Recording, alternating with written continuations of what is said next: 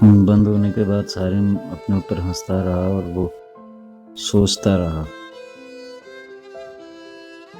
कि उसे क्या हो गया। वो एक शर्मीला लड़का था जिसमें खुद एतमादी नाम की कोई चीज नहीं थी। अपने दिल की बात वो किसी से नहीं कहता था, हत्ता कि वो सोच रहा था उसने कभी अपने वालिदैन को भी नहीं बताया कि वो उससे कितना प्यार करता। और आज माही को उसने अपने दिल की बात बता डाली, और न सिर्फ ये कि उसने अपनी बात बताई, जिंदगी में पहली बार लिखी जाने वाली नज्म माही को ही सुना डाली। इसके जवाब में दिल ने बहुत गहराई से एक जवाब दिया, ये मोहब्बत है साहब, इसमें ऐसा ही होता है। उधर फोन बंद होने के बाद माही ने सारिम की बातों पर गौर किया। वो हैरान थी और किसी हद तक परेशान भी थी कि आखिर ये सब कैसे हो गया। सारिम के दिल में उसके लिए कैसे इतनी शदीद मोहब्बत पैदा हुई, वो उसके लिए क्यों दीवाना हो रहा है। इसी शशोपंज में माही ने अपने दिल को टटोलना शुरू किया, लेकिन उसे सारिम कहीं नजर नहीं आया। माही के दिल में तो मोहब्बत नाम की कोई चीज ही नहीं थी। वो इस जज्बे से नावाकिफ थी। हम अगर सारिम को एक अच्छा दोस्त समझती थी, मगर अगले ही लम्हे माही मुस्कुराई। उसे अपने वजूद में एक गुदगुदी महसूस हुई कि कोई है जो उसके लिए इतना पागल है, जो उसके लिए कुछ भी कर सकता है। यह सोचकर उसे अपना आप मोतबर लगने लगा। कितनी देर तक वो ऐसे ही सोचों में होता जन रही। उसे पता ही नहीं चला कि कब वो छत से बिस्तर तक पहुंची और नींद की बाहों में समा गई। माही की आंख खोली तो आंख खोलते ही उसने हस्बे आदत या हस्बे जरूरत अपनी बालकनी में दौड़ लगाई ताकि सारिम को देख सके। बालकनी में माही अक्सर, बल्कि अब तो रोज आया करती थी, और नीचे गली में सारिम, ये दोनों एक दूसरे को वहां से देखा करते थे। माही अपने घर वालों से छुप के ताजा हवा का बहाना करके आया करती थी, मगर आज गली सुनसान थी क्योंकि सारिम नहीं आया था। माही बहुत देर उसका इंतजार करती रही। फिर माही बोझल कदमों से अपने खूबसूरत सी ख्वाबगाह में वापस आई। उसने बालकनी के दरवाजे से अपने कमरे का जायजा लिया। उसे आज कुछ भी अच्छा नहीं लग रहा था,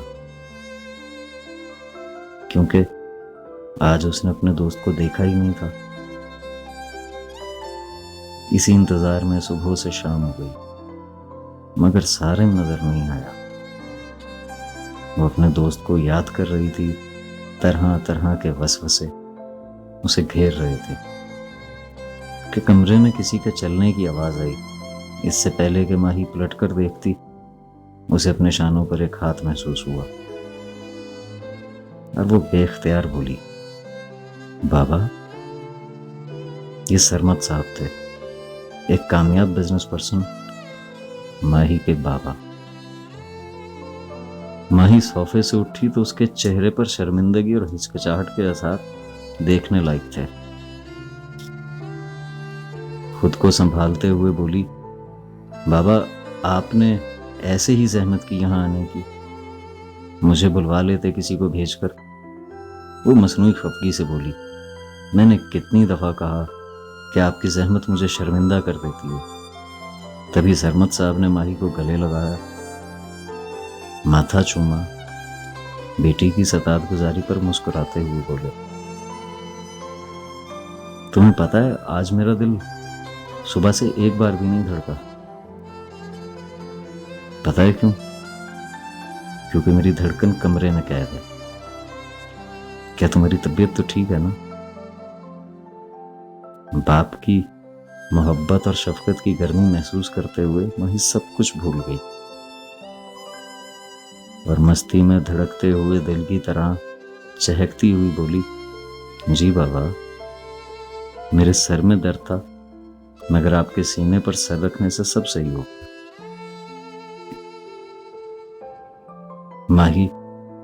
माही अपने बाबा के साथ सीढ़ियों से उतरते हुए टीवी लॉन्च की तरफ आई। जूं जूं अपनी बालकनी से दूर होती जा रही थी, सारिम का चेहरा धुंधलाता जा रहा था। माही ने मामा और बाबा के साथ चाय पी, रात के खाने तक अपनी मामा के साथ गप्पे लगाई, फिर वापस अपने कमरे में सोने के लिए चली गई। दूसरी तरफ सारिम खुद से किए हुए वादे के मुताबिक पूरा दिन माही से ना मिला। वो उसे पूरा मौका देना चाहता था। बहरहाल रात को घर वालों के सोने के बाद वो बेडरूम से निकलकर छत पर चला गया। सारिम सारी रात ना सो सका। माही का चेहरा, माही की बातें एक एक करके उसकी आंखों के सामने किसी फिल्म की तरह चलती रही। वो सोचता रहा अपने और माही के बारे में, अपने मुस्तकबिल के बारे में। एक ऐसा मुस्तकबिल जिसमें माही उसके साथ थी। तो उसका दिल खुशी से छलांगे मारने लगा। उसे लगा कि ये कायनात उसकी मुट्ठी में बंद हो गई है। लेकिन अगले ही लम्हे उसके दिल में ख्याल पैदा हुआ कि अगर ऐसा हो कि माही मेरे जीवन में ना रहे तो। इस सोच का आना था कि सारिम का दिल धड़कना भूल गया।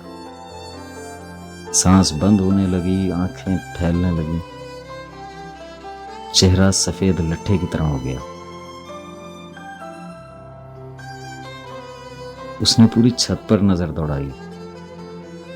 चांद की रोशनी में उसे पानी की बोतल नजर आ गई। उसने हिम्मत करके उसे उठाया, 2 बूंद पानी हलक से उतारे और सिसकते हुए, रोते हुए, बिलखते हुए सिर्फ इतना कह पाया, ये तेरी याद रजा जो आंसू नहीं थमने देती। ये तेरी याद रजा जो आंसू नहीं थमने देती। इसे समझा न मारे, मुझे जीना है अभी। ये कहकर वो अपने कमरे की तरफ खुद को घसीटता हुआ चल पड़ा। अपने हाथ से लहू लेकर माही के नाम बाकायदा तौर पर मोहब्बत का इकरारनामा कर बैठा। इस इकरारनामे की सनद पर गवाही के लिए उसके लहू ने दस्तखत कर दिए। खत लिखने के बाद उसे कुछ राहत महसूस हुई तो उसने एक शेर दोहराया,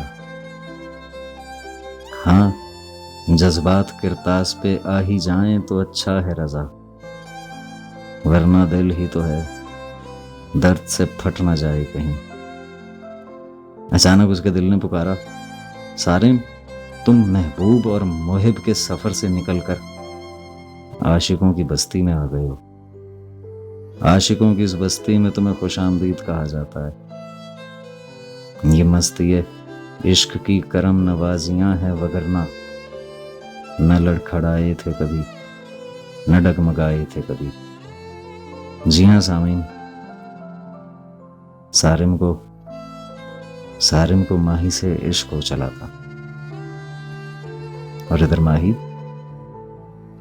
बेखबर सो रही थी।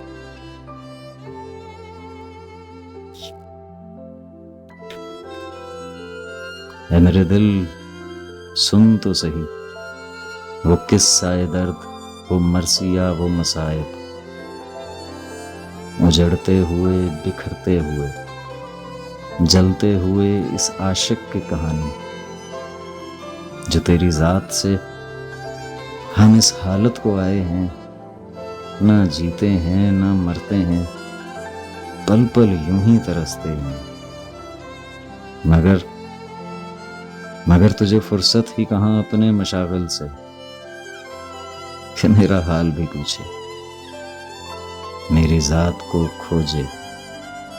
क्योंकि तू तो दिल है और हमने यही देखा कि दिल अपनी ही करता है।